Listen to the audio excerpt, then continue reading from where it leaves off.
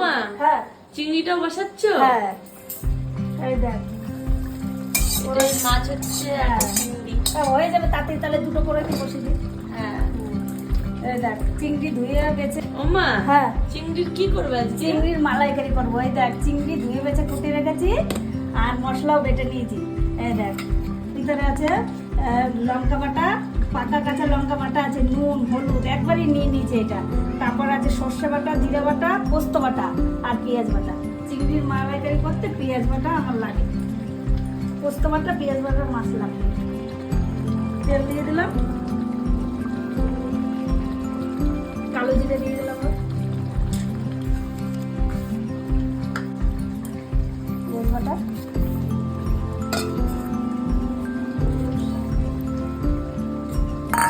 পোস্ত বাটা,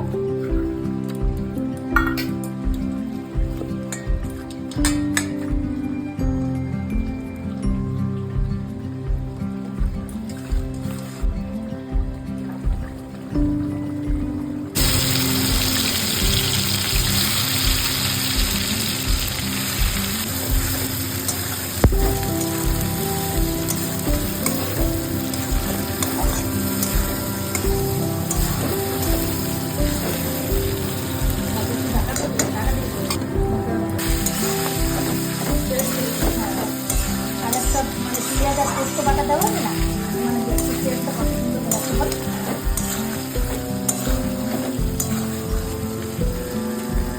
জল দিয়ে দেবো, তোমরা একটু জল দেবে, বেশি জল দেবে না, একদম পুরো গামানো গামানো হবে, এই বাপে বাপে হয়ে যাবে। আমি করছি না এই বাপে বাপে।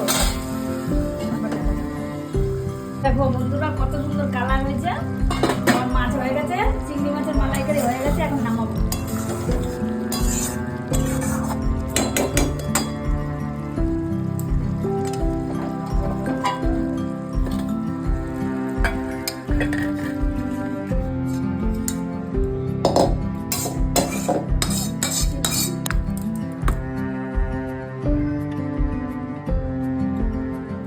কমেন্ট করবে, লাইক করে দেবে।